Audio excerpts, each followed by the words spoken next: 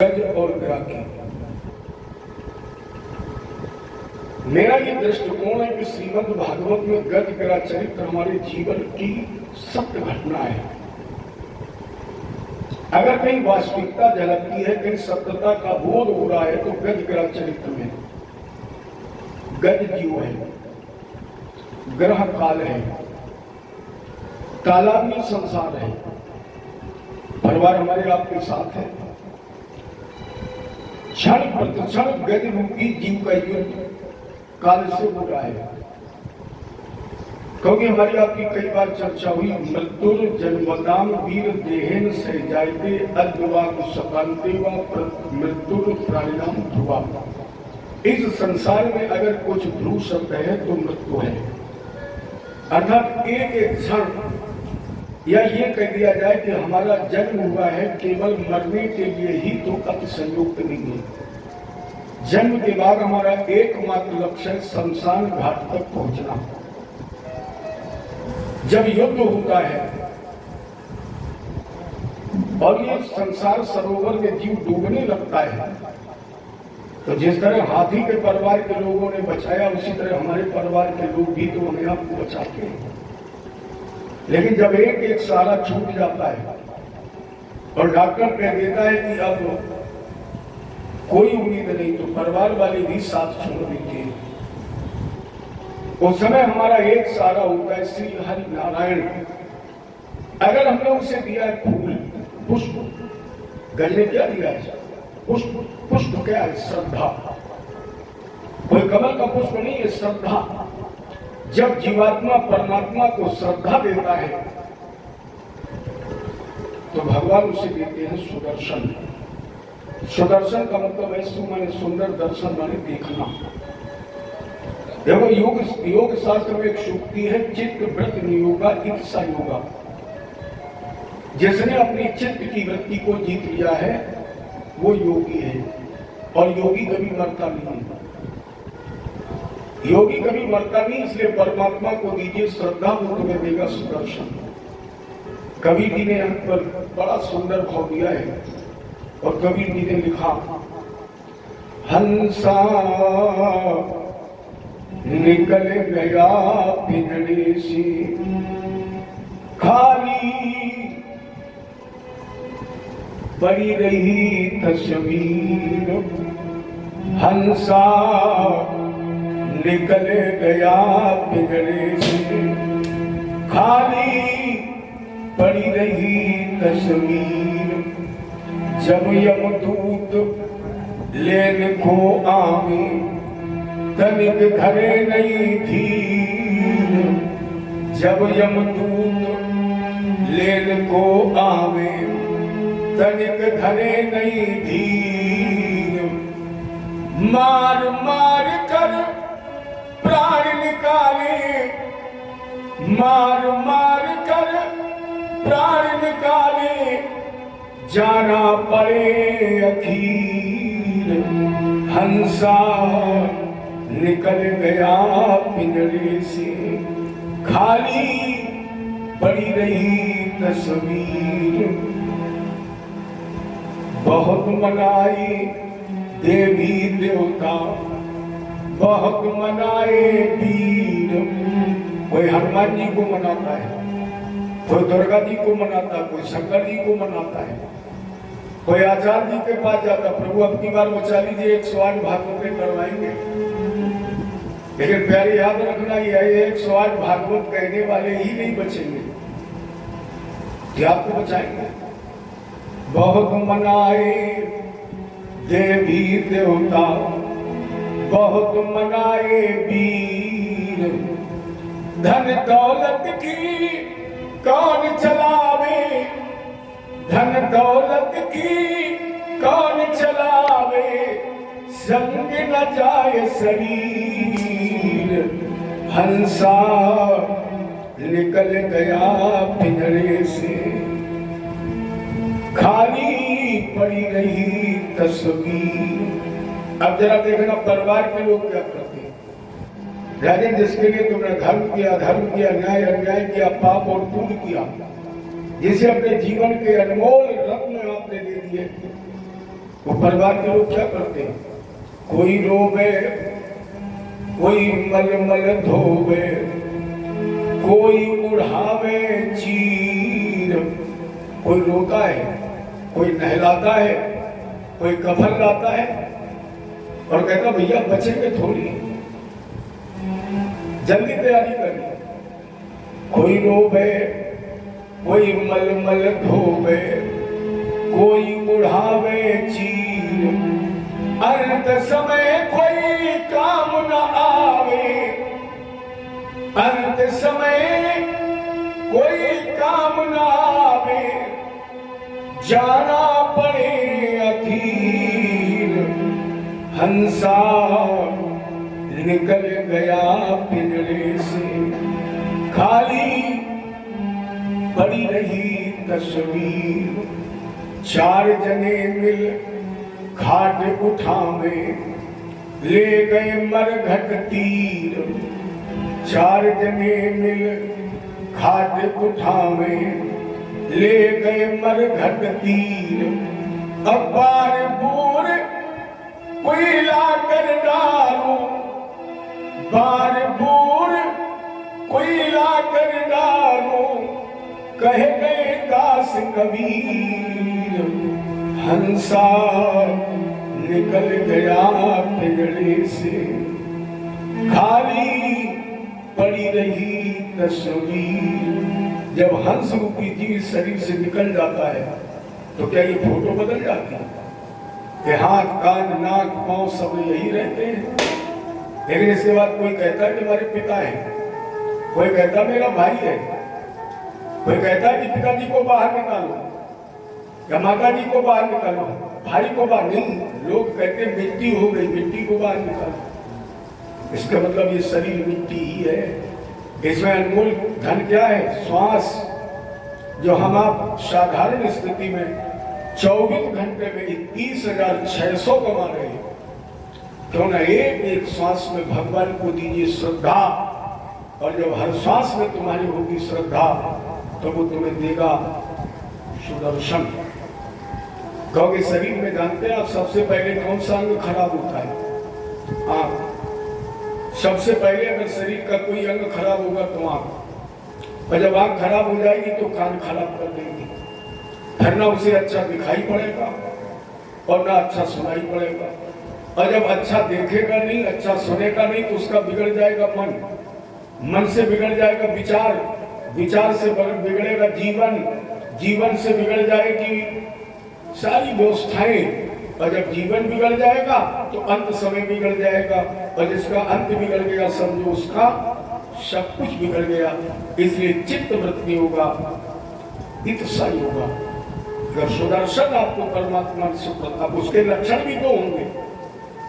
जब आपको सुदर्शन मिले तो आप परीक्षा करें। सुदर्शन के 2 लक्षण हैं, अपने आप आ जाएंगे। पहला लक्षण बोले सिया राम, पहला लक्षण अपने आप व्यक्ति के अंदर आ जाएगा जब वो आंख को जीत लेगा।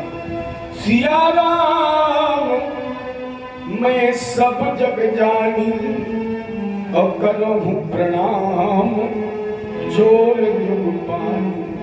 और दूसरा लक्षण जननी शमो, जननी शमो जानहु पर नारी, और धन पलाऊ किस गए विष। अब आप मंथन करो, जब ये 2 लक्षण जीव के अंदर आ जाएंगे तो क्या उसके विचार कभी बिगड़ेंगे? ये भगवान को हर श्वास में दीजिए श्रद्धा, और वो हमें आपको देगा सुदर्शन। गजेंद्रम मोक्षणम पुण्यम, ये गजेंद्र मोक्ष की कथा आपने श्रवण की। रैवतम तनंतरम सुन। चलिए इसके बाद 5वें मन में रैवत, रैवत के मनवंतर में भगवान ने शुक्र की पत्नी विकुंठा से अवतार धारण किया। 6ठे मन में चाक्षुष, 6ठे मन चाक्षुष जिनके वंश में बैराज की पत्नी संभूति थी, भगवान का अवतार हुआ जिनका नाम रखा गया अजित। और ये वो अजित भगवान है जिन्होंने समुद्र मंथन कराया। देखो भगवान ने 4थे मनवंतर में गज और ग्राह का उद्धार किया है। अब इसमें विशेष बात ये थी कि जिसने पैर पकड़ा भगवान ने उससे पहले तारा, जिसने बुलाया उसे बाद में तारा। क्यों? भगवान ने कहा भक्त तो करता ही है, लेकिन जो भक्त के पैर पकड़ लेता है, माने जो राम का नाम लेता है वो तो करता ही है, लेकिन राम का नाम लेने वाले का अगर पैर पकड़ लिया जाए तो वो पैर पकड़ने वाला पहले करता है। मैंने हनुमान जी राम का नाम लेते तो हनुमान जी का पैर पकड़ लो, हनुमान जी का नंबर बाद में लगेगा, आपका पहले लगेगा, केवल हनुमान जी को मजबूत पकड़े रहिए। और छठे मन में भगवान ने अधिक रूप धारण करके समुद्र मंथन कराया। राजा परीक्षित ने जिज्ञासा रखी, महाराज यथा भगवता ब्रह्मन मथ्यता क्षीर सागरा। भगवान ने क्षीर सागर का मंथन करके उस उद्देश्य की पूर्ति की। क्यों मंथन कराया? राजेंद्र यदा युद्ध सुरदेवा बाध्यमाना सुतायुध, एक बार देवासुर संग्राम हुआ। देवासुर संग्राम का मतलब है विश्व युद्ध, और जब जब विश्व युद्ध का शुभारंभ हुआ हमेशा भारत से ही हुआ है, और अगला विश्व युद्ध जब भी होगा भारत से ही होगा प्रारंभ। क्योंकि यहाँ की जो माँ है, यहाँ की जो मिट्टी है, जो मातृभूमि हमारी, ये चंडी का रूप है, और जब इसे प्यास लगती है, जब क्षुधा से त्रसित हो जाती है तो फिर पापियों का रक्त ही पीती है। और जब तक भारत तटस्थ की भूमिका में रहेगा, आप देख रहे हैं 10-5 साल से बिल्कुल ये लगता है कि अभी युद्ध हो जाएगा, अभी विश्व युद्ध हो जाएगा, अभी विश्व, लेकिन जब तक भारत की तटस्थ भूमिका है तब तक विश्व के किसी भी देश में ये क्षमता नहीं है कि विश्व युद्ध की घोषणा कर सके। और जिस दिन भारत किसी देश के पक्ष में खड़ा हो जाएगा उसी दिन विश्व युद्ध हो जाएगा, तब तक नहीं हो सकता है, क्योंकि आज ऐसे वीर तो कोई है ही नहीं। यहाँ का वीर तो 6-6 महीने तक बगैर पानी पिए दुश्मनों से लड़ने की सामर्थ्य रखता है। हम अनेक कितने भी हों, हम विचारों में भिन्न कितने भी हों, हम कबीलों में कितने बटे हों, विचारों में बटे हों, जातियों में बटे हों, लेकिन जिससे हमारे देश पर आक्रमण होने की स्थिति आती है तो फिर हम सब एक हैं, और होना भी चाहिए। परिवार में अच्छा बताइए, परिवार में झगड़ा नहीं होगा तो पड़ोसी जाने का किस कॉलोनी में कोई रहता है? अगर बिल्कुल शांति से 20 आदमी एक कॉलोनी में बने रहे तो पड़ोसी को पता लगता। पड़ोसी को तो तब पता लगता है जब भाई भाई लड़ते हैं, बेटे माँ लड़ते हैं, पड़ोसी के यहाँ आवाज पहुंचती है तो जानता है कि हाँ हमारे पड़ोस में भी कोई रहता है। लेकिन पड़ोसी अगर चाहे तो हमें उसके लिए होना पड़ेगा। तो विश्व युद्ध देवासुर संग्राम, एक बार देवासुर संग्राम हुआ, और उस देवासुर संग्राम का कारण दुर्वासा जी जा रहे थे और उधर इंद्र हाथी पर बैठे आ रहे थे। यदा दुर्वासा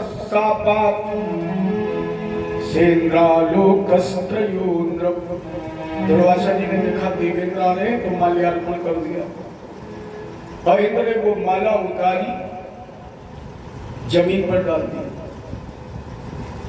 हाथी ने पैर उस माला पर रख दिया। अब दुर्वासा जैसा क्रोधी संत शिव अंश है, ऐसा संत जब कहते हैं कि तो आश्रम से निकलते थे तो चुल्लू में जल लेके निकलते थे, और जरा सा आपने अपराध किया श्राप दे दिया तो दुर्वासा जी ने श्राप दे दिया, श्रीहीन, धनहीन, कीर्तिहीन, राज्यहीन, यशहीन, वैभवहीन, निस्तेज। दैत्यों के गुरु शुक्राचार्य जी को पता लग गया तो आक्रमण करा दिया।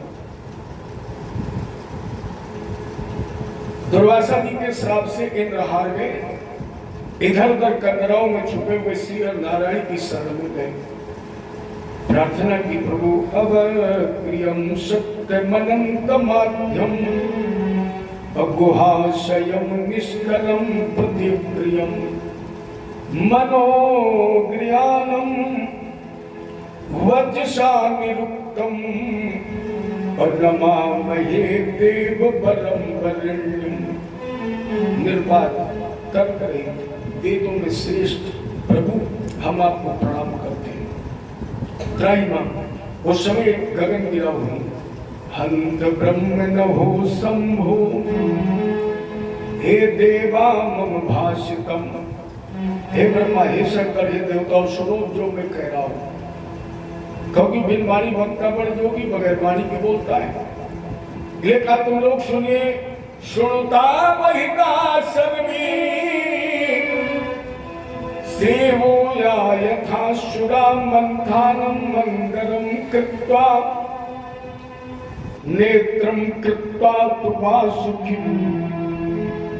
देवताओं, दैत्यराज बलि से मित्रता कर लो, वासुकी नाग की रस्सी बनाओ, मंदराचल पर्वत की मखानी बनाओ, क्षीर सागर का मंथन करो। 14 रत्न मिलेंगे, 14वां रत्न होगा अमृत। बंटवारा कर लेना, विजय मिल जाएगी। लेकिन पहले आपस में संगठन करो। जब तक तुम आपस में लड़ते रहोगे तब तक तुम्हें विजय मिलेगी। जैसे भगवान ने दृष्टांत दिया, जैसे दो बिल्लियां थी, बड़ी अभिन्न मित्र थी, और दोनों ने मिलकर एक रोटी चुराई, और रोटी लेकर के जब छत पर पहुंच गई तो बंटवारे में विवाद हो गया। बंदर दूर से देख रहा था, दोनों बिल्लियां रोटी नहीं बांट पाई तो बोले किसी से बंटवारा कर लो। और बिल्लियां रोटी लेकर के बंटवारे के लिए चली, वही बंदर मिल गया। बिल्लियों का दादा बड़े अच्छे मौके पर मिले, हम दोनों अभिन्न मित्र हैं, दोनों ने बराबर की मेहनत की है, रोटी चुरा ली है, लेकिन बंटवारे में विवाद हो रहा है, तो आप बंटवारा कर दीजिए। बंदर जान गया ये दोनों पागल हैं। बंदर ने कहा बैठ जा। दोनों बिल्ली बैठ गई। बंदर ने तराजू उठाई, अंदाज से रोटी तोड़ी, दोनों पल्लों में आधी आधी रखी, और जब कांटा उठाया तो एक पल्ले में रोटी ज्यादा थी। बंदर ने वो रोटी तोड़ी और खा ली। अब फिर कांटा उठाया तो दूसरे पल्ले में रोटी ज्यादा, उससे भी तोड़ी खा ली। फिर कांटा उठाया तो पहले में रोटी ज्यादा, फिर तोड़ी खा ली। बिल्ली देख रही थी और बंदर 3 हिस्सा रोटी खा गया। तब बिल्लियों को होश आया, बोले दादा बस फैसला हो गया। बंदर बोला तो जाइए। बिल्ली बोली ये रोटी दे दो। बंदर बोला हम क्या पागल हैं जो 3 घंटे से मेहनत कर रहे हैं, और वो रोटी भी खा गया। भगवान बोले देवताओं, इसी बिल्लियों की तरह अगर आपस में लड़ते रहोगे तो फिर दैत्य तो विजयी होते रहेंगे। पहले आपस में संगठित हो जाओ और बलि से मित्रता करो। मंथानम मंदरम कृत्वा, तब मंदराचल पर्वत की मखानी बनाओ, वासुकीनाथ की रस्सी बनाओ, 14वां रत्न मिलेगा आपका। प्रणाम स्वरूप इंद्र ने बलि से मित्रता की, और मित्रता करके देवताओं और दैत्यों ने मंदराचल पर्वत को उखाड़ लिया, क्षीर सागर की तरफ लेकर के चले, लेकिन रास्ते में गिर गया। छोड़या मास महता भारेण कनका चल कर पन सुना। सोने का बना हुआ मंदराचल पर्वत गिर गया। अब देवता दैत्य कब गए इसी वक्त। इंद्र बोले प्रभु अब जब मंदराचल पर्वत ही नहीं पहुंचेगा, मंथन कैसे होगा। तो भगवान ने क्या किया, गिर चारों पे गरुड़े, हमारे प्रभु गरुड़ की पीठ पर बैठ करके प्रकट हो गए, और हंसते हंसते ने गैन ली लिया। भगवान ने गेंद की तरह उसको उठाया, गरुड़ पर रखा और पहुंचा दिया क्षीर सागर में। अब इंद्रादित्य देवता पहुंचे वासुकीनाथ के पास। महाराज जी आप नेति बन जाइए, मखानी जो रस्सी लगती है उसे नेति कहा जाता है, नेति बन जाइए, हम मंथन करें। वासुकीनाथ ने कहा पहले बताओ ऐसा कौन होगा जो जानबूझ के प्राण संकट में डालेगा। देवता दैत्य खींचेंगे, हमारी तो हड्डी हड्डी टूट जाएगी, बेकार मुझसे नहीं होगा। इंद्र ने कहा ये काम कठिन तो है, लेकिन एक लालच दे दिया। क्यों? बाबा ने कहा स्वार्थ लाभ करे सब प्रीति, स्वार्थ लाभ करे सब प्रीति, स्वार्थ लाभ करे सब प्रीति, सुर नर मुनि सब की रीति। स्वार्थ लाभ करे सब प्रीति, सुर नर मुनि सब की रीति। स्वार्थ लाभ करे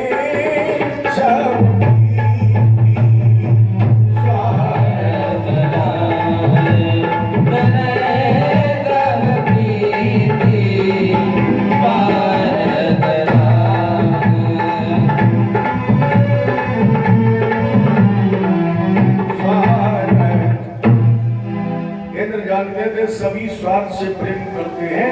इसलिए इंद्र ने कहा महाराज जी, ते नागराज मामंत्री फल भागेन वासुकी। हे नागराज, परित सरिस, धर्म नहीं है, परित से बड़ा कोई धर्म नहीं। अगर परित में तुम अपने प्राणों की बाजी लगाओगे तो बदले में तुम्हें हम अमृत का कुछ भाग दे देंगे। तो अमृत के स्वार्थ बस वासुकी उस मंदराचल पर्वत में निकट गए। अब यह चर्चा हुई कौन रहेगा पूंछ की तरफ और कौन मुख की तरफ। देवता दैत्यों की एक मोटी पहचान है, जो आपकी बात न मानकर उल्टा चले वो दैत्य है। जिन्हें अच्छा मार्ग दिखाया जाए, अच्छी बात बताई जाए, अच्छा रास्ता दिया जाए और उसके विपरीत चले वो दैत्य है। और उल्टा चलने वाली व्यक्ति से उल्टा चलिए तो सीधा हो जाएगा। तो देवताओं ने कहा देखो हम बड़े हैं, जगत व्यवहार में हमारी पूजा होती है, और जब जगत व्यवहार में हमारी पूजा होती तो पूजा वाले व्यक्ति को किधर रहना चाहिए? सर की तरफ। तो दैत्य तुम लग जाओ पूंछ की तरफ और हम लग जाए सर की तरफ। दैत्य चलते उल्टा, बोले मंथन नहीं होगा। कैसे होगा? बोले हमने तुम्हें धक्का मार के भगा दिया, इंद्र पद छीन लिया, अब बल में हम बड़े हैं तो हम तो जबरदस्ती पूजा करवा लेंगे, नहीं कोई करेगा तो बल से करवा लेंगे, नहीं कोई हमें सराहने बैठने देगा तो हम बल से बैठ जाएंगे। इसलिए हम रहेंगे सर की। और चैंद्र यही चाहते भी थे। इसलिए दैत्य लोग लग गए मुख की तरफ, देवता लग गए पूंछ की तरफ। अजित भगवान मदद में आ गए।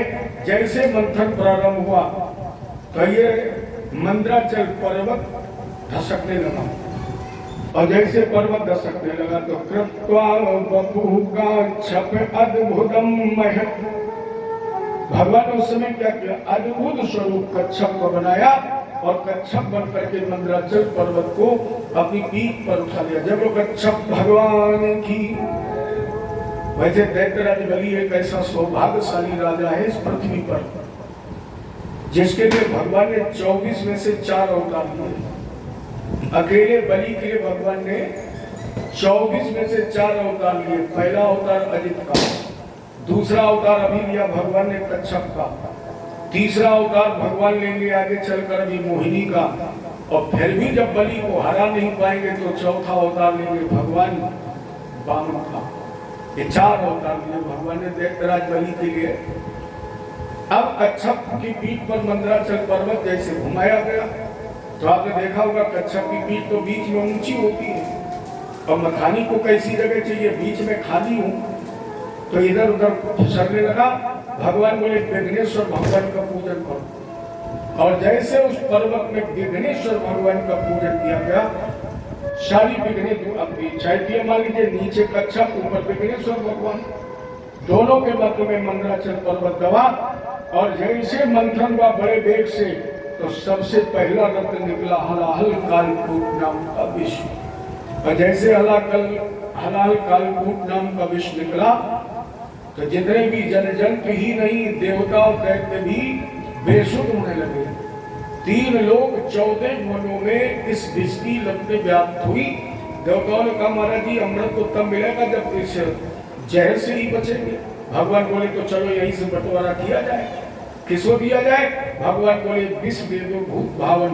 भगवान शंकर को देव देव, आगे आगे अजित भगवान, पीछे पीछे ब्रह्मादित्य देव का आवाज लगाई, देव देव महादेव भूतात्मन भूत भावन अप्राहिना शरण बन्नो स्त्रलोक्या दहना विषाद। भोला बताई माम त्वमेका सर्व जगत ईश्वरो बंद मोक्षयो तम कामर्चन्त कुशलाओ प्रपन्नाति हरम गुरु। हे परम, हे देवाधिपति महादेव। जब शंकर जी का एक नाम है भोले। भो माने होता है। प्राचीन भाषा में जब हम किसी को बुलाते थे तो बुलाने वाले से हम कहते थे भो। भक्त ने शिवालय का दरवाजा खोला और शंकर जी को बुलाया, भो। शंकर जी ने कहा ले, और जैसे शंकर जी ने कहा ले अन्य जो भक्त खड़े थे बोले तो फिर इनका नाम ही आज से रख दिया जाए भोले। बिल्कुल सरल। इसे देवता बोले महाराज जी तुम्हें सर्व जगत ईश्वरो बंध मोक्षम। हे भूत पावन जगत को मोक्ष और बंधन प्रदान करने वाले। शंकर जी ने सोचा ये तो मेरे इष्ट की आवाज है। दौड़ करके आए, प्रणाम किया, आदेश भगवान ने भी प्रणाम किया और बोले महाराज जी हम आपके लिए विष लेकर के आए, आप इसे ग्रहण करें जग कल्याण के लिए, जग मंगल के लिए। माता पार्वती जी ने कहा कि बहुत अच्छी चीज लेकर के आए। अरे भोले बाबा विस्पान कर लेंगे तो मेरा क्या होगा। शंकर जी ने कहा देवी जहाँ दो की बात हो रही हो तीसरे को नहीं बोलना चाहिए। फिर जहाँ पिता पुत्र की वार्ता हो, पत्नी की वार्ता हो, गुरु शिष्य की वार्ता हो और माँ बेटे ये जो वार्ताएं हैं इनके बीच में नहीं बोलना चाहिए। जानती है कौन है? ये मेरे इष्ट हैं, मेरे आराध्य हैं। आराध्य के आदेश का पालन करना आराधक का काम है। गुरु के आदेश का पालन शिष्य का करना परम धर्म है। उसका परिणाम क्या होगा ये आदेश देने वाला गुरु जाने। जहर पीने का परिणाम क्या होगा ये आराध्य जाने। आराधक का काम है आदेश का पालन करना। ये विस्पान करेंगे। पहुंच गए क्षीर सागर के किनारे और हमारे भोले बाबा ने क्या किया? तथा करतली कृत्यम। भगवान ने दोनों हथेलियों की प्याली बनाई। तथा करतली कृत्यम व्यापी हलाहलम विषम। जय अंजलि में ले लिया अभक्षण महादेव। सारा जहर अंजलि में समेटा और लेकर के होठों के पास पहुंचे। पीना चाहते थे, अंतरात्मा से आवाज आई, हृदय में रघुनाथ जी विराज रहे हैं, राम जी के चरण हैं। और हमने आपसे चर्चा की है, आप सभी लोग जानते हैं। नव कंज लोचन कंज मुख कर कंज पद कंजारू।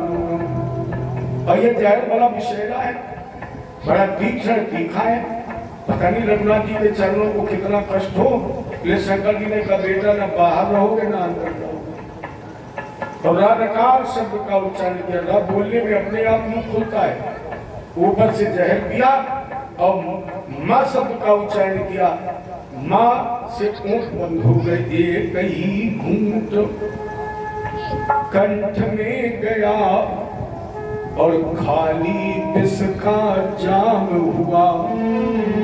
पड़ गया गला नीला प्रभु का। पड़ गया गला नीला प्रभु का। तब नीलकंठ शुभ नाम पड़ा। बड़ नीलकंठ भगवान की जय का नीला। अब यहाँ ध्यान देने की बात है, शंकर जी को मिला है जहर और देवताओं को क्या मिला है? अमृत। परिणाम क्या हुआ? जिसने अमृत पिया वो केवल देव बने। जिसने अमृत पिया वो केवल देव बना। और शंकर जी ने जग कल्याण के लिए जहर पी लिया तो देव देव महादेव। मैंने निज कल्याण के लिए अमृत पिया, केवल देवता रह गए। और शंकर जी ने जग कल्याण के लिए जहर पी लिया तो देवताओं के भी देवता बने। फिर मंथन प्रारंभ हुआ और अगली बार जब मंथन प्रारंभ हुआ तो इन 14 रत्नों में तथा एरावतो नाम वारणेन्द्रो विनिर्गता या श्री रंभा मणिवारुणी अमीय शंख गजराज कल्पद्रुम सस धेनु धनु धनवंतर विष बाज। ये 14 रत्न निकले। और इन 14 रत्नों में सबसे कौतूहली रत्न कोई निकला तो लक्ष्मी। कौतूहल उत्पन्न करने वाला अगर कोई रत्न निकला तो लक्ष्मी। और जैसे लक्ष्मी जी का जन्म हुआ, देवता बोले हम विवाह करेंगे, दैत्य बोले हम विवाह करेंगे। अच्छा जगत व्यवहार में बताइए, आपने देखा होगा राम जी को भी लोग गाली देते हैं, कृष्ण जी को भी देते हैं, हनुमान जी को भी देते हैं, हमें आपको भी देते हैं। आज तक कोई ऐसा व्यक्ति आपको मिला जिसने लक्ष्मी जी को गाली दी? कितना भी वो ईश्वर को न मानता हो, कितना भी विरोधी हो, सबको गाली देगा, लेकिन लक्ष्मी जी को नहीं। 1 रुपया तो अब नहीं मार्केट में चलता, वो भी अगर सड़क पर मिल जाए तो 3 बार माथे जेब में और घर में, सब चाहते हैं। अच्छा, जिससे लोग इतना प्रेम करें, जिससे इतना लोग जिसे चाहें, उसे तो अभिमान आता ही है। लक्ष्मी जी को भी अभिमान था। देखो, लक्ष्मी को जो चाहते हैं उन्हें लक्ष्मी मिलती नहीं है। लक्ष्मी के 2 वाहन है, कमल और उल्लू। जो लक्ष्मी को चाहते हैं मिलती नहीं, मिल भी जाए तो फिर वो उल्लू पर बैठकर आती है, और ऐसा उल्लू बनाती है कि चाहने वाला न खा पी पाता है, न पी पाता, बस 24 घंटे पैसे ही। और जो नारायण की सेवा से लक्ष्मी प्राप्त करता है, उसके यहाँ लक्ष्मी आती है कमल वाहिनी बनता है। कमल स्थायित्व का प्रतीक है। कमल प्रतीक प्रगट का है, उत्थान का है। तेरा सब लक्ष्मी को चाहने वाले थे, केवल एक नहीं था, भगवान विष्णु। इन्हीं के साथ इनका विवाह हुआ, इसलिए इनका नाम पड़ा लक्ष्मी नारायण। अभी हम कहना ये चाहते हैं कि लक्ष्मी कब तक तुम्हारा साथ देगी। जय श्री। जब लक्ष्मी जी ने देखा कि हमें सब चाहते, तो लक्ष्मी जी को भी अभिमान हो गया। थोड़ा ध्यान देना, लक्ष्मी जी को अभिमान हो गया क्योंकि 6 महीने का बच्चा, उसके आप 1 हाथ में कागज दे दीजिए, 1 हाथ में पैसा दे दीजिए। वो भी जानता है पैसा कागज छोड़ देगा, पैसा नहीं छोड़ेगा। तो लक्ष्मी जी भगवान के पास अहंकार में पहुंची और बोली, प्रभु मेरी आज इच्छा है कि मैं कोई गीत गाऊं। भगवान बोले, तुम्हें गाने की जरूरत क्या, तुम्हारा तो नाम दुनिया गाती है। लक्ष्मी जी ने कहा, देखो आज तक हमने जीवन में कभी गाया नहीं, लेकिन आज मेरी इच्छा है कि मैं गाऊं। भगवान जान गए कि आज कुछ मामला है। अच्छा, बोले तो गाओ। लक्ष्मी जी ने बड़ी एक प्यारी लाइन गाया, गाने की सुनाई, हम लोग अन्यथा मत लेना। लक्ष्मी जी ने गीत गुनगुनाया, दुनिया है मेरे पीछे। कितना सुंदर गाया अभिमान में। लक्ष्मी जी ने कहा, दुनिया है मेरे पीछे लेकिन मैं तेरे। भगवान बोले, लक्ष्मी बिल्कुल तुम ठीक कह रही हो, लेकिन एक बात बताइए, दुनिया तभी तक तुम्हारे पीछे है जब तक हमारे तुम साथ हो, और जिस दिन हम लोगों का साथ छोड़ देंगे, लक्ष्मी तुम्हारी मिट्टी के बराबर भी कीमत नहीं रहेगी।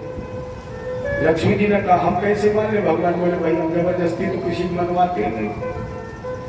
लक्ष्मी जी ने कहा, तो शर्त लग जाए। भगवान बोले, हम शर्त वर्त भी नहीं लगाते। लक्ष्मी जी फिर भी अभिमान में नहीं मानी और बोली, हम तुम्हें दिखाए कीमत। भगवान बोले, हम कीमत दिखा के तुम्हारी कीमत खत्म हो जाएगी। लक्ष्मी जी ने कहा, नहीं। भगवान बोले, तो फिर दिखा। एक मुर्दा जा रहा, 10, 20, 50 लोग गांव के पीछे थे। 4 लोग मुर्दा ले जा रहे थे और पीछे लोग चिल्ला रहे थे, राम नाम सत्य है, सत्य बोलो मुक्ति है। और लक्ष्मी जी ने 2500 वाली गद्दी जैसे मुर्दे पर फेंकनी शुरू की तो राम नाम सत्य तो बंद हो गया।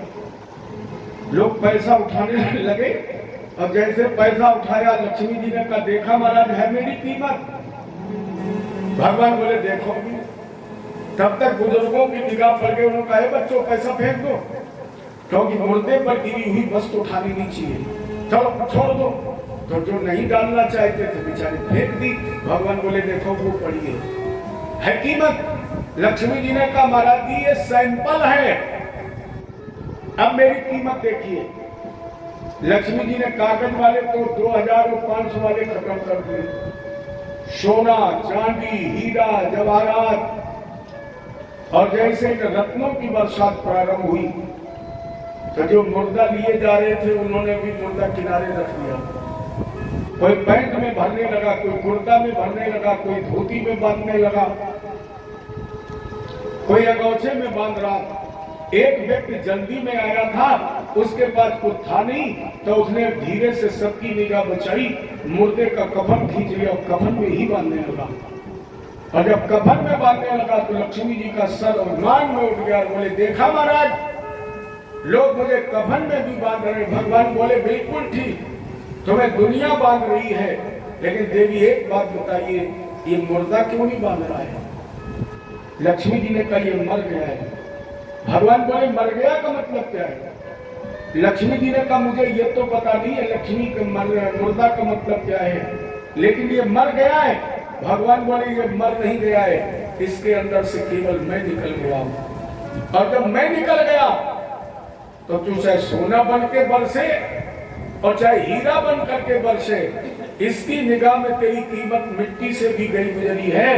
देवी, वही लोग तुम्हें उठा रहे हैं जिनके अंदर मैं बैठा हूं, वही तुम्हें लोग उठाएंगे और चाहेंगे जिनके अंदर मैं बैठा हूं। और जिस दिन मैं नहीं रहूंगा उस समय लक्ष्मी तेरी कीमत। मेरे कहने का मतलब केवल इतना है कि अगर लक्ष्मी को चाहते हो तो नारायण को पकड़ कर रखिए। अगर रामायण नारायण की कृपा बनी रहेगी तो लक्ष्मी कहाँ जाएगी? और अगर नारायण नाराज हो गए, अच्छा व्यवहारिक पक्ष में एक बात बताइए, अन्यथा मत लीजिए, बिल्कुल व्यवहारिक पक्ष में बताइए। पति से दुश्मनी की जाए और पत्नी से मित्रता की जाए, ये चलेगा? आप किसी पति से दुश्मनी कर ले और पत्नी से मित्रता करें, चलेगा? नहीं चलेगा। पति से अगर मित्रता होगी तो पत्नी कितनी दिन नाराज रहेगी? पति का आवागमन रहेगा, आता जाता रहेगा, मिलना जुलना रहेगा, तो कभी ना कभी पत्नी से भी मिलन हो जाएगा। इसलिए नारायण को चाहिए, और जब नारायण को आप चाहेंगे तो निश्चित हमारी लक्ष्मी माँ भी आप पर कृपा कर देंगी। इसलिए इनका नाम पड़ा लक्ष्मी नारायण। जय लक्ष्मी नारायण भगवान। जय। अमृत के बंटवारे के लिए भगवान ने मोहिनी रूप बनाया। हालांकि अमृत बलि को मिल चुका है, जब मंथन हुआ तो बलि अमृत का छीन लिया। यही तो समस्या है कि जिसके पास अमृत है उसे नहीं मिल रहा है, और जिसे भगवान पर विश्वास है वो अमृत नहीं है, उसे मिलेगा। तुम्हारे पास कुछ भी ना हो, अगर भगवान पर भरोसा है तो सब कुछ मिलेगा। और अगर तुम्हारे पास सब कुछ और भरोसा नहीं है, अरे बलि के हाथ में अमृत अगर चाहता तो पी लेता, लेकिन नहीं पी पाया। क्यों? उसे अविश्वास है। और देवताओं के अमृत बंटवारे के लिए भगवान मोहिनी बन गए, क्योंकि देवताओं को भगवान पर विश्वास है। बंटवारा किया, राव का सर भी काटा। देखो यहाँ शिक्षा मिली, हम पढ़ते मान सहित विष खाई की, शंभु भये जगदीश, बिना मान अमृत पिए, राहु कटायो शीश। दूसरे विद्वान ने कहा, प्रेम वारुणी शान के, वरुण भये जगदीश, और प्रेम ही दे विष पान कर, पूजे जात गिरीश। भगवान शंकर को जैन मिला, लेकिन सम्मान से, प्रेम से, आदर से। तो देवाधिपति महादेव राव ने पिया अमृत, लेकिन छल से, कपट से, धोखे से, इसलिए इसे दो भागों में बंटना पड़ा। हालांकि ब्रह्मा जी ने दया करके इसे देव योनि में सम्मिलित कर दिया और इसका नवग्रह के रूप में अमृत के बंटवारे के बाद देवासुर संग्राम हुआ। इसमें दैत्यराज बलि भी मारा गया। लेकिन इनके जो कुल पुरोहित गुरु जी थे शुक्राचार्य जी, ये मृत संजीवनी विद्या जानते थे, जिस विद्या के द्वारा इन्होंने दैत्यराज बलि को जीवित किया और विश्वजित नाम का यज्ञ कराकर आशीर्वाद दे दिया। त्रैलोक विजयी हो, त्रैलोक पर में अब गुरु का आशीर्वाद, ब्राह्मण की कृपा और विश्वजित राम का यज्ञ, परिणाम स्वरूप देवासुर संग्राम हुआ। और इस देवासुर संग्राम में पुनः दैत्यराज बलि को विजय मिली। इंद्र पर फिर चला गया, और जब दोबारा इंद्र पर चला गया तो ये फिर भगवान की शरण में पहुंचा। महाराज जी दही मांगा, इधर भैया आदिति को पता लगा कि मेरे बेटों का राज्य देवताओं का राज्य देवताओं ने छीन लिया। ये बड़ी दुखी बैठी हुई थी, तभी इनके पति आ गए। और जैसे पति आए तो अदिति ने बड़ी सेवा की। कश्यप जी ने पूछा, देवी तुम्हारी खिन्नता का कारण क्या है? अदिति ने कहा, तो सर्वज्ञ है, सब जानते हैं, लेकिन अगर मुझसे पूछना चाहते तो सर्व श्रीयसा स्थानम हृदान प्रभुलेर्मम। स्वामी मेरे पुत्रों का राज ये सर्व सत्ता सब कुछ दैत्यों ने छीन ली। आपको पता है, ये मेरा आग्रह है, ऐसा कोई उपाय बताइए। तथा विदेहि कल्याणम धिया कल्याणम कृतम। कोई ऐसा उपाय बताइए जिससे मेरा और मेरे पुत्रों का कल्याण हो जाए। तो कश्यप जी ने अदिति को एक व्रत बता दिया। फाल्गुन श्यामले पक्षे द्वादश्याम पयोव्रता। देवी हम तुम्हें एक व्रत बता रहे हैं जिसका नाम है पयोव्रत।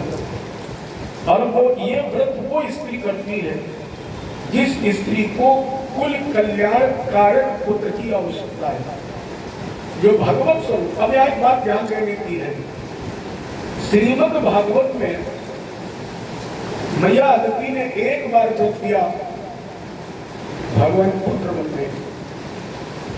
रामायण में मैया जानकी ने एक बार पूजा की और भगवान पति बन गए। हम आप रोज व्रत करते हैं, हम आप रोज पूजा करते हैं, पति पुत्र भाई मित्र बनना तो दूर, भगवान स्वप्न में भी नहीं आते हैं। इसका कारण क्या है?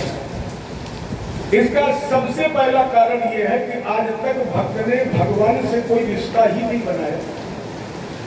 हम आप केवल गाते हैं त्वमेव माता च पिता, लेकिन रिश्ता नहीं बनाया।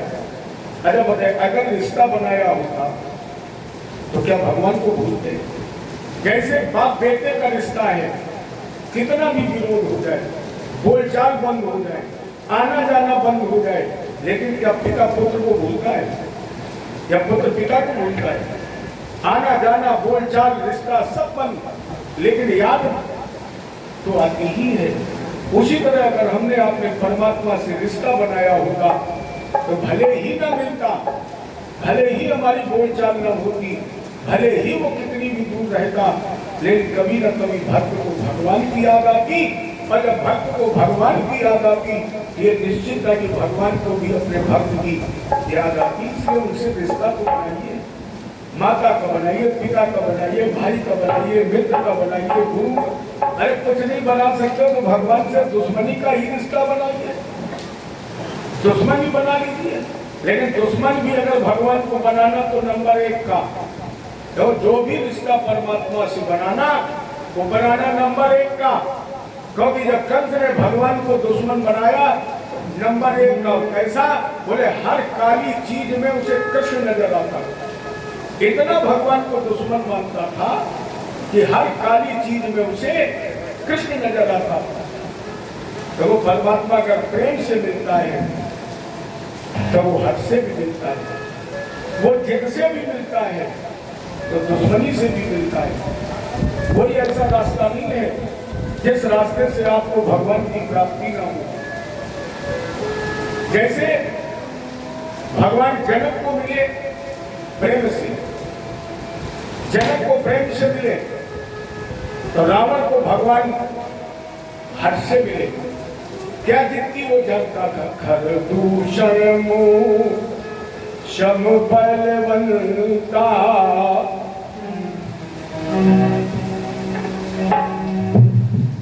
क्या कृपा है इस हमारे हनुमत धाम आराधना मंदिर पर। कहीं लग नहीं रहा था दोपहर में कि पानी बरसने वाला है, लेकिन कन्हैया जी ने बोले हम आ रहे हैं। और भगवान की कितनी बड़ी कृपा है कि मैंने कल इसी व्यासपीठ से कहा था कि कल ऐसा लगेगा हनुमान जी की कृपा से कि आज हम वृंदावन में भगवान के जन्मोत्सव में हैं। अभी तो जन्मोत्सव भी नहीं हो रहा है और देख रहे हो बिल्कुल ऐसा लग रहा है कोई भादों वाला है, कितना जन्मोत्सव है। चलिए स्मरण करें तो बार उसी का और फिर आगे का पावन प्रसंग सुने। अरे सीताराम सीताराम कहो भैया, सीताराम सीताराम कहो भैया, यारी के पारे लगनी गैया। ओ सीताराम सीताराम कहो भैया, पार लगनी जाई गैया। सीताराम सीताराम कहो भैया, सीताराम सीताराम कहो भैया, यारी के पारे लगनी गैया। सीताराम सीताराम कहो भैया, यारी के पार लगनी गैया। बीजे भवन दो बीजिया, बीजे भवन दो बीजिया, बाबा करे हो रघुरैया। बोलो बीज पवनो बेनैया, पार लगलो रघुरैया। सीताराम सीताराम कहो भैया, सीताराम सीताराम कहो भैया, यारी के पारे लगनी गैया। बोलो सीताराम सीताराम कहो भैया, यारी के पार लगनी गैया। कृष्ण भगवान की की जय। जय जय श्री राधे। अरे सब लोग बोलिए, वो बड़भागी है तो पहले आ गए हैं मंदिर प्रांगण में कथा सुनने। जय जय श्री राधे। आइए, मैं आपसे निवेदन कर रहा था कि परमात्मा की प्राप्ति हर मार्ग पर है। जैसे जनक जी को भगवान में प्रेम से गिरई विलोकन तनुरागा बरबस ब्रह्म सुगई मन त्यागा, तो रावण को मिले हर से हर दूषण मोशन बलवंता, और इन्हीं को मारे फिर भगवंता। तो कंस को भगवान मिले, शिशुपाल को दंतवक्र को मिले दुश्मनी से।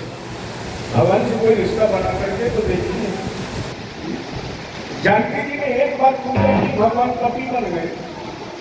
लोगों ने भगवान को बाबा गोस्वामी से पूछा, बाबा माता जी पूजा करने जा रही है, आप केवल ये बता दीजिए कि इनकी पूजा की थाली में क्या है, तो हम भी बड़ी थाली में ले जाए। जो माता जी थाली में लेकर जा रही वो हम भी ले जाए। गोस्वामी जी ने माता जी की पूजा की थाली का अवलोकन किया, और अवलोकन करने के बाद बोले, भक्तों माता जी की थाली तो बिल्कुल खाली है, इसमें कुछ है ही नहीं। बोले कुछ नहीं है। बाबा ने कहा, हाँ इस थाली में वो है जो आज की पूजा में नहीं है।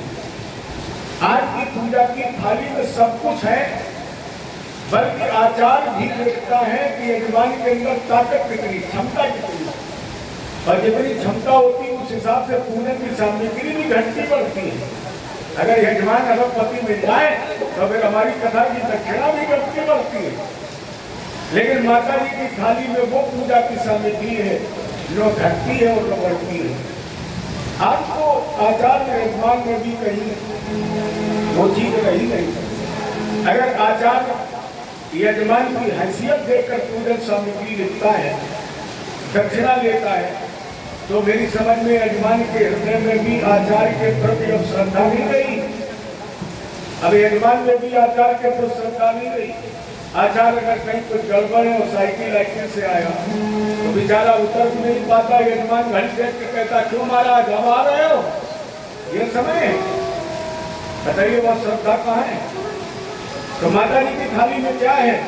अरे पूजा की ने अधिक अनुराग। आज की पूजा में केवल प्रेम नहीं, पान सुपारी लौंग इलायची बर्फी सब है, केवल प्रेम नहीं है। और जब तक प्रेम नहीं है परमात्मा की प्राप्ति असंभव है। मूल मंत्र हम तो रोज इसकी चर्चा करते हैं।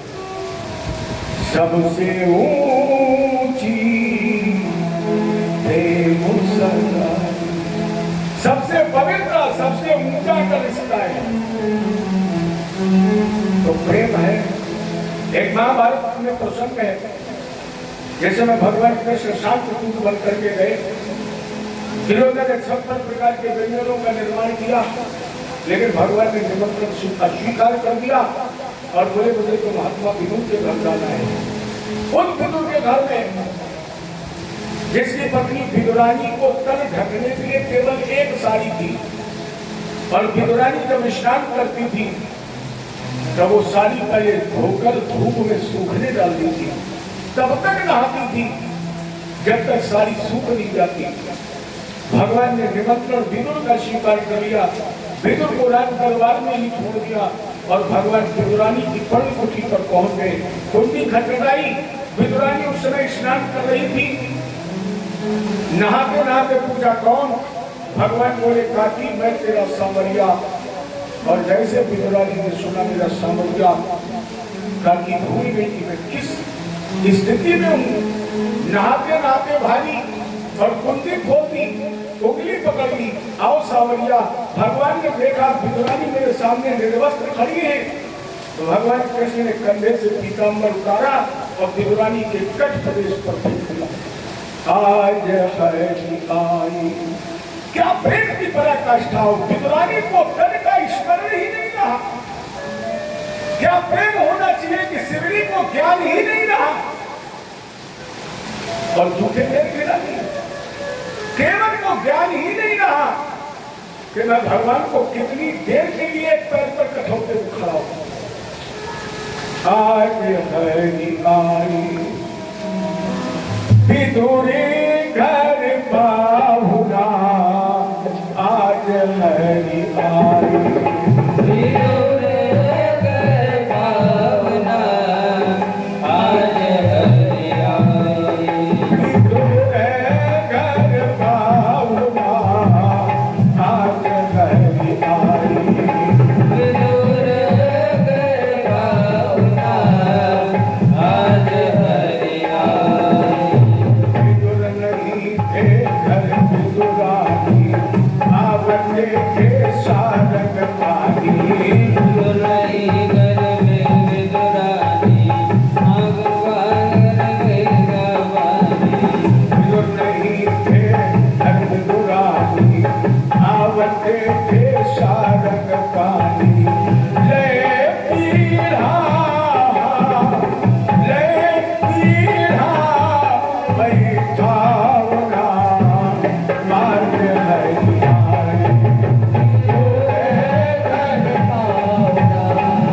आज हरि आई।